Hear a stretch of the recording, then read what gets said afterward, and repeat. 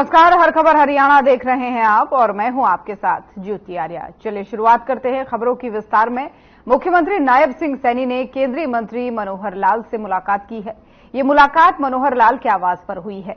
इस मुलाकात के बाद सीएम सैनी ने बीजेपी हरियाणा विधानसभा चुनाव प्रभारी धर्मेंद्र प्रधान से भी मुलाकात की है।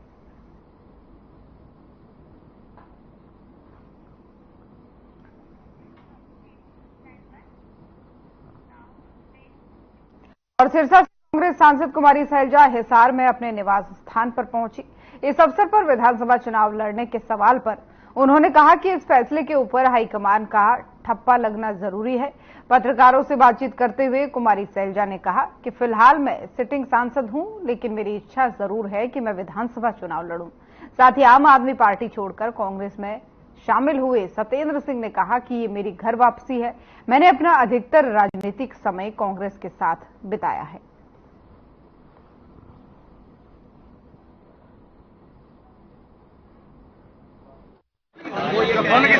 आप जानते हैं कि वो हमारी स्क्रीनिंग कमेटी लगातार अपना काम कर रही है और 2-4 दिन में हमारी केंद्रीय चुनाव समिति भी मिलेगी और स्क्रीनिंग कमेटी जो अपने प्रस्ताव भेजेगी उस पर महाविचार होकर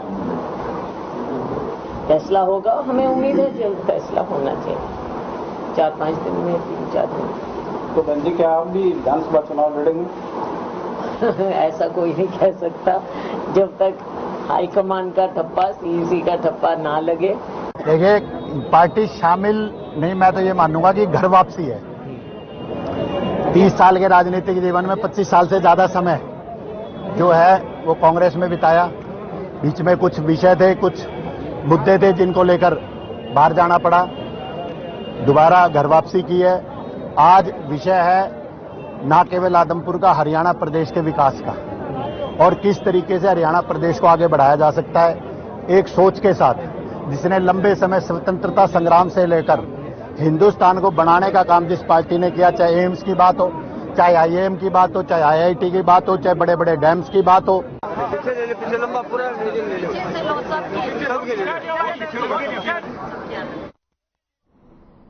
कांग्रेस ने हरियाणा मांगे हिसाब कार्यक्रम को तेज कर दिया है, जिसे लेकर के कांग्रेस सांसद दीपेंद्र सिंह हुड्डा सोनीपत के गन्नौर में पहुंचे। इस दौरान उन्होंने वहां पर उपस्थित लोगों को संबोधित करते हुए कहा कि कांग्रेस की हरियाणा में लहर चल रही है और बीजेपी से जब 10 साल का हिसाब मांग रहे हैं तो कोई जवाब सामने नहीं आता है। अब तो विधानसभा चुनाव में ही जनता बीजेपी से हिसाब करेगी। साथ ही उन्होंने ये भी कहा कि कांग्रेस की सरकार आने पर प्रदेश को सुरक्षित माहौल दिया जाएगा। बेरोजगारों के लिए रोजगार के नए अवसर सृजित कर उन्हें रोजगार दिया जाएगा।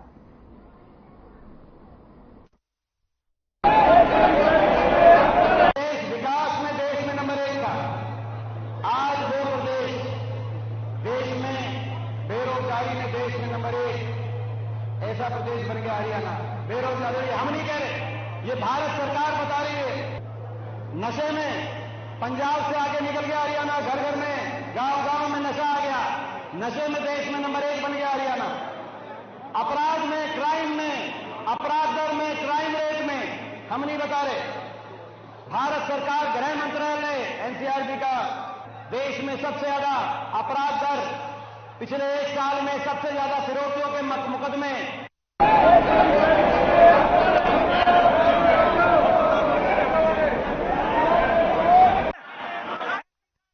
सोनीपत के गोहाना में बीजेपी कार्यकर्ताओं ने एकत्रित होकर रोहतक से पूर्व बीजेपी सांसद अरविंद शर्मा का पुतला जलाया और रोष प्रकट करते हुए उनके खिलाफ जमकर नारेबाजी की। इस दौरान बीजेपी कार्यकर्ताओं ने बताया कि अरविंद शर्मा गोहाना का निवासी नहीं है। उनको बीजेपी द्वारा कभी भी पार्टी प्रत्याशी बनाकर चुनाव मैदान में नहीं उतारना चाहिए, क्योंकि वो चुनाव जीतने के बाद गोहाना से गायब हो जाएगा। अगर फिर भी पार्टी उसे टिकट देती है तो उसे हार का सामना करना पड़ेगा। पार्टी से जुड़े हुए कार्यकर्ताओं ने पार्टी के वरिष्ठ नेताओं से मांग करते हुए कहा कि यहां के स्थानीय निवासी पार्टी कार्यकर्ताओं को चुनाव मैदान में उतारना चाहिए। नाराजगी इस बात की है क्योंकि वो भारी कैंडिडेट है इसलिए उसको टिकट के बारे में इसीलिए हमने उनका भाई यहाँ पे ना लोग यहाँ के लोकल नेता भी हैं, वो मेहनत करते रहते हैं लेकिन उनके पास कुछ नहीं, सरकार पूछती। फिर हम बाहरी कार्यकर्ता के कोई पार्टी के बिके हुए ऐसे कार्यकर्ता नहीं है, हम अपने लोकल नेता के वही चुनेंगे। उम्मीदवार तो रोहतक जगह है, फिर करनाल जगह है, चंडीगढ़ जा बैठेगा, हमारे पास फिर कुछ नहीं रहता। हम तो विपक्ष में भी शोषण होते रहेंगे और सरकार में भी शोषण होते रहेंगे। यहाँ 10 साल में अब मौका मिला कि भारतीय पार्टी का एमएलए बनेगा, लेकिन वो कोई बाहर आ जाएगा तो हम स्वीकार नहीं करेंगे। भाई मनोहर लाल खट्टर जी के और नायब सैनिक के सच्चे सिपाही हैं, भारतीय जनता पार्टी के सच्चे सेवक हैं, लेकिन पार्टी के साथ साथ पार्टी को भी सोचना चाहिए कि आगे कार्यकर्ताओं का मान सम्मान रखे। नाराजगी इस बात की है क्योंकि वो बाहरी कैंडिडेट है, इसलिए उसको टिकट के बारे में इसीलिए हमने उनका भाई यहाँ पे ना लोग यहाँ के लोकल नेता भी हैं, वो मेहनत करते रहते हैं लेकिन उनके पास कुछ नहीं, सरकार पूछती। फिर हम बाहरी कार्यकर्ता के कोई पार्टी के बिके हुए ऐसे कार्यकर्ता नहीं है, हम अपने लोकल नेता के वही चुनेंगे। उम्मीदवार तो रोहतक जगह है, फिर करनाल जगह है, चंडीगढ़ जा बैठेगा, हमारे पास फिर कुछ नहीं रहता। हम तो विपक्ष में भी शोषण होते रहेंगे और सरकार में भी शोषण होते रहेंगे। यहाँ 10 साल में अब मौका मिला कि भारतीय पार्टी का एमएलए बनेगा, लेकिन वो कोई बाहर आ जाएगा तो हम स्वीकार नहीं करेंगे। भाई मनोहर लाल खट्टर जी के और नायब सैनिक के सच्चे सिपाही हैं, भारतीय जनता पार्टी के सच्चे सेवक हैं, लेकिन पार्टी के साथ साथ पार्टी को भी सोचना चाहिए कि आगे कार्यकर्ताओं का मान सम्मान रखे।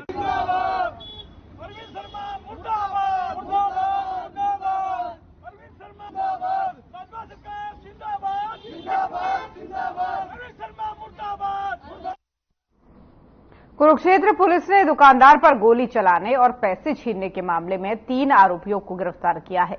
मामले की जानकारी देते हुए पुलिस अधिकारी ने बताया कि पुलिस को दी अपनी शिकायत में सुरेश कुमार ने बताया कि पटियाला कॉलोनी में सुरेश किराना स्टोर के नाम से उसकी दुकान है, जहां वो अपने एक दोस्त के साथ दुकान पर था और उसी समय उसकी दुकान पर एक मोटरसाइकिल पर 3 लड़के आए। तीनों लड़कों ने अपना मुंह कपड़े से ढका हुआ था। दुकान में आते ही तीनों लड़कों ने उसको कट्टा दिखाते हुए धमकी दी। वहीं उसके दोस्त ने उनसे कट्टा छीनने की कोशिश की, लेकिन वो तीनों लड़कों ने उनके साथ मारपीट की और उसके गले से पैसे निकाले गए। वहीं शोर सुनकर आसपास के लोगों के आने पर उन्होंने फायरिंग शुरू कर दी और वहां से भाग गए। मामले की गंभीरता को देखते हुए फिलहाल पुलिस जांच में जुटी है। जी कल करीब 9 बजे एक करियाना की दुकान पे वर्मा चौक के पास एक वारदात हुई थी। दुकानदार का नाम सुरेश कुमार है। तो जब ये अपनी दुकान पर बैठा हुआ था, इसने बताया कि 3 लड़के मोटरसाइकिल पर आए। तीनों ने अपने मुंह बांधे हुए थे और एकदम इसकी दुकान के अंदर घुस गए और इसको पैसे की डिमांड करी, देसी कट्टा दिखा के गन पॉइंट पे। इसने पहले पैसे देने से मना किया। इसकी दुकान में भी 2-3 लड़के और मौजूद थे और उन्होंने इससे कट्टा छीनने की भी कोशिश करी, लेकिन इनसे वो कट्टा नहीं छीन पाए और इन द मीन टाइम उसने अपना गल्ला खोल दिया और गले में से ये 12-13 हजार रुपए छीन के लड़के उसी मोटरसाइकिल पे भाग गए।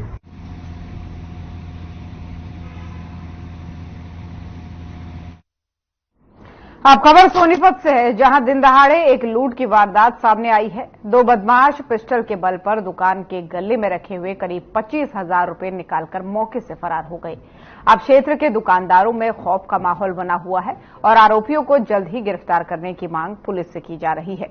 घटना की सूचना मिलते ही पुलिस मौके पर पहुंची और मामले की जांच में जुटी है।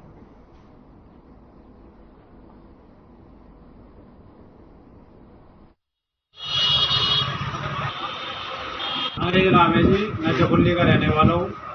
20 मिल मार्केट में मेरी दुकान है, मोबाइल की रिपेयरिंग की और मनी ट्रांसफर की। लगभग 5:30 बजे 2 बंदे आते हैं और गन पॉइंट पे मेरा फोन और 25-30 हजार रुपये लेके चले जाते हैं। कैमरे में सीसीटीवी में फुटेज में आए हुए हैं। ये बाइक पे आए थे जी, हेलमेट लगाया हुआ थी एक ने और एक ने मास्क लगाया हुआ था।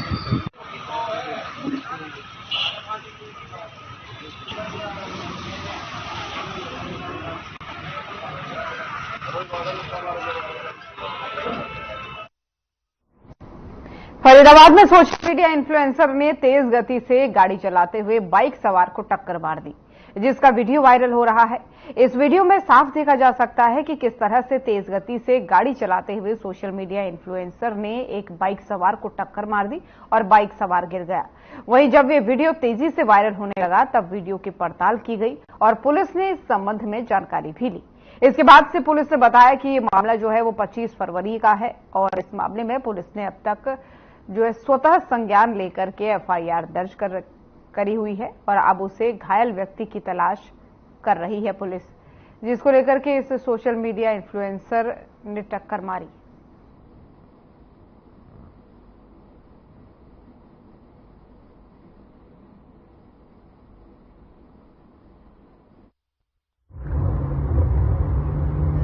देखिए, आज सोशल मीडिया पे एक वीडियो बहुत ट्रेडिंग कर रहा था, सुबह से कल से कर रहा है, आज बहुत जोर पकड़ेगा वो।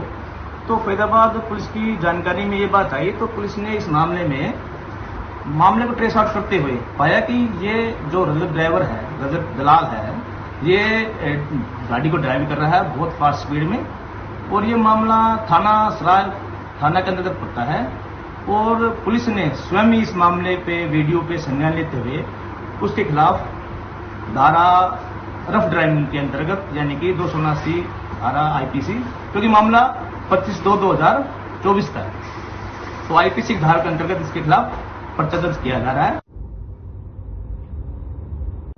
क्योंकि इस टाइम वही रास्ता खाली मिलेगा, बाकी कांग्रेस के राष्ट्रीय महासचिव और राज्यसभा सांसद रणदीप सुरजेवाला कैथल पहुंचे। यहां उन्होंने इनेलो के जिला पार्षद दीप बालू सहित बहुत बड़ी टीम को कांग्रेस की ज्वाइनिंग कराई और इस मौके पर उन्होंने पत्रकारों से बात करते हुए कहा कि कांग्रेस के लिए ये एक सुखद दिन है। रणदीप सुरजेवाला ने आगे कहा कि पूरे हरियाणा में जो बदलाव हो रहा है, इससे साफ है कि जो प्रगतिशील युवा है, जिन्होंने अपने इलाके की तरक्की के लिए किसी तरह का संघर्ष किया है, वो कांग्रेस में अपनी आस्था जता रहे हैं और हजारों की संख्या में युवा कांग्रेस के साथ आ रहे हैं। नमस्कार साथियों, आज कांग्रेस पार्टी के लिए सुखद दिन भी है और कांग्रेस पार्टी के लिए हर्ष का दिन भी है। मैं आपसे अपनी बात कहूं उससे पहले मैं अपने छोटे भाई को कहूंगा, आपको मालूम है कि नौजवान जिला परिषद साथियों का एक पूरा ग्रुप यहां जिले की आवाज लगातार उठाता आया है और उन्होंने अपने अपने तरीके से पिछले 5 सालों के अंदर जिले में हो रही बेरुखी, जिले में हो रहा भेदभाव,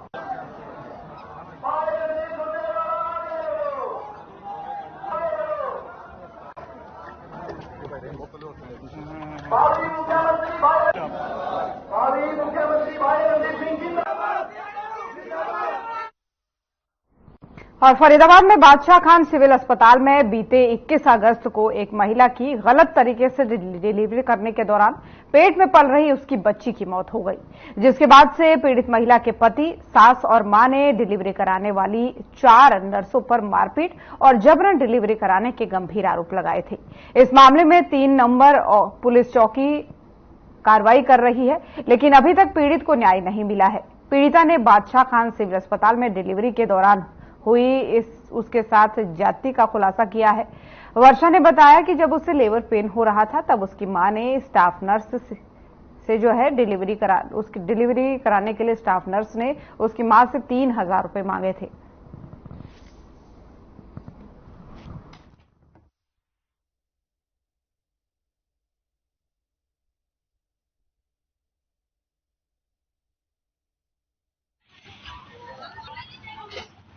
क्या कहना का है, इनको बुलाई जाए, सामने बातचीत कराएंगे। हमारी दबकी क्यों बोल फिर रही हैं, मौके पे क्यों नहीं आ रही हैं?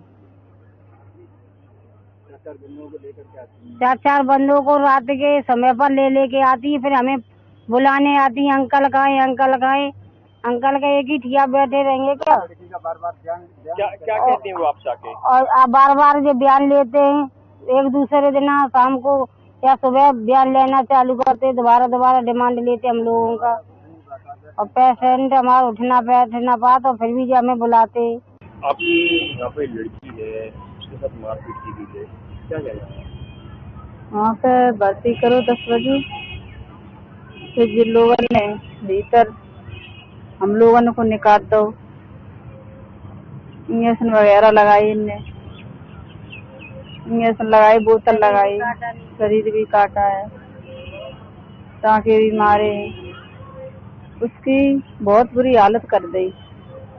मन ने दाखिल छोड़ी है, जब वो पेट फूलन लगो है तब बहुत जबरई करी है। बस पेट में होता थद्दी करी है, इस वजह से बच्चा खत्म हो गया है। वो वर्षा भी आपको बच्चा हुआ था? हाँ, लड़की हुई थी। क्या हो गया था? ओके, बड़े ऑपरेशन से हुआ। हाँ, मैडम ने मारा था। हाँ, पहचान हो चुकी है? पहचान मैंने मतलब 2 एक मार्क्स लगाई, एक पहचान ली है। 4 है उसमें। उनने खूब मारा है मेरे को। आपको मारा? हाँ। आप साथ मारपीट की? हाँ, पेट में मारा, पेटियां मस्क रही थी मेरी। मेरा नाम सर विजय कुमार है। विजय कुमार जी, आपकी बेटी जो यहाँ पे एडमिट है, उसका बच्चा होने वाला था और 4 नर्सों ने उसको मिल के मारा है, क्या कहना है? सर मैं क्या बताऊं, मेरी कुछ समझ में नहीं आता ये हॉस्पिटल क्या करना चाहता है। मैंने अपनी बहू को 10 बजे एडमिट किया था यहाँ पर 20 तारीख को। 20 तारीख से फिर इन्होंने मेरे को दिन में 10 बजे एडमिट करने के बाद में सारा चेकअप करने के बाद में इन्होंने कहा कि जच्चा बच्चा दोनों सही हैं।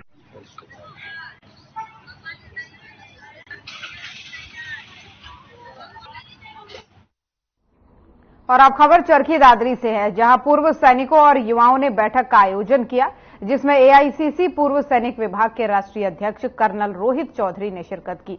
तो वहीं केंद्र सरकार की अग्निपथ योजना के विरोध में रोष जताया। बैठक को संबोधित करते हुए कर्नल रोहित चौधरी ने कहा कि भाजपा सरकार युवाओं और सैनिकों के हित के साथ जो है खिलवाड़ कर रही है, जो बहुत ही निंदनीय है। साथ ही अग्निवीर भर्ती के नाम पर युवाओं को भ्रमित किया जा रहा है। भाजपा सरकार ने देश की सेना को कमजोर करने का काम किया है। कांग्रेस की सरकार बनने पर अग्निपथ योजना को बंद करके रेगुलर भर्ती की जाएगी, जिसमें लाखों युवाओं को भर्ती किया जाएगा। उन्होंने सभी पूर्व सैनिकों और युवाओं से आह्वान किया कि एकजुट होकर के अग्निपथ योजना का विरोध करें और सरकार जल्द से जल्द अग्निपथ योजना को बंद करने का आग्रह उन्होंने सरकार से किया। पूर्व सैनिक, युवा, किसान, ये सब हरियाणा के जुझारू जय जवान, जय किसान और जय पहलवान के परिवार के हैं। यहां पर हमने जो आज बैठक रखी थी, उसका मेन उद्देश्य ये था कि जैसे हमने सेंटर के चुनाव के लिए, लोकसभा चुनाव के लिए राहुल गांधी जी ने जिस तरह से पाथ ब्रेकिंग मूवमेंट न्याय पत्र दिया था, उसका संदेश यहां तक ले जाएं। और जिस तरह से हमने अग्निपथ योजना, अग्निवीर जिसके तहत रिक्रूट किए जाते हैं, उसके खिलाफ पूरे देश भर के अंदर एक मूवमेंट चलाया था, एक आंदोलन चलाया था, एक जन आंदोलन खड़ा हो गया था और देश में उसका बहुत बड़ा असर पड़ा और देश की सुरक्षा से एक खिलवाड़ था। तो उस जन आंदोलन के लिए अगले हरियाणा के चुनाव में लाने के लिए हमने ये बैठक की है।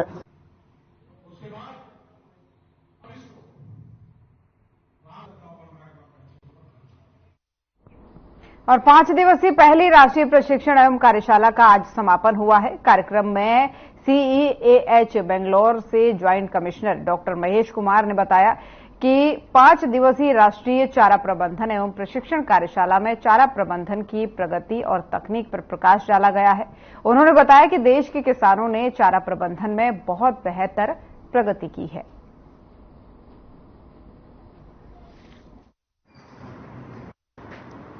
नमस्कार, मैं डॉक्टर महेश हूँ, joint commissioner and director from centre of excellence Bengaluru से। ये भारत सरकार द्वारा प्रथम चारा का ऊपर हमने बड़ा पैमाने में एक वर्कशॉप कम ट्रेनिंग बोलते हैं, ये हमने चारा का प्रगति और टेक्नोलॉजी के ऊपर में किया है। ये 5 दिन का कार्यक्रम था। शुरुआत हुआ था वाइस चांसलर ने किया था HAU का। इतना अच्छा से हमने कार्यक्रम प्लान किया था, पूरा चारा का इश्यूज प्राइवेट सेक्टर ले लेके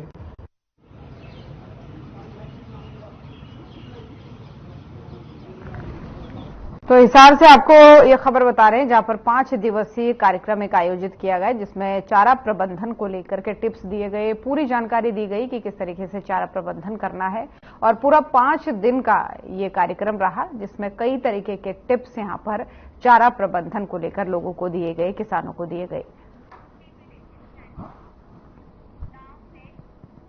और करनाल में जन आशीर्वाद यात्रा के जरिए निकाले गए रोड शो में पहुंचे सीएम नायब सिंह सैनी का बयान सामने आया है, जिसमें उन्होंने ईडी द्वारा भूपेंद्र हुड्डा और संबंधित कंपनियों की करोड़ों रुपए की संपत्ति जब्त किए जाने के सवाल का जवाब देते हुए कहा है कि स्वतंत्र एजेंसी अपना काम कर रही है और ये केस काफी पुराना चल रहा है।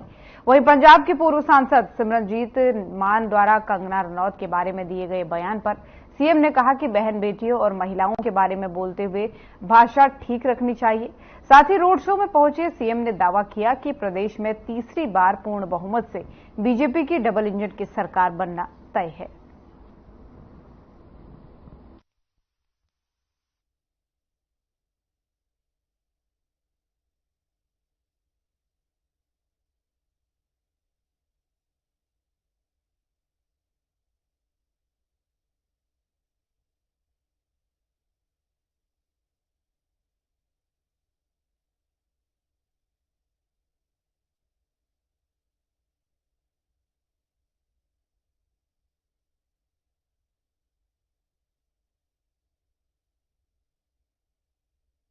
और हर खबर हरियाणा देख रहे थे आप। बुलेटिन में फिलहाल इतना ही। खबरें लगातार जारी हैं। नमस्कार।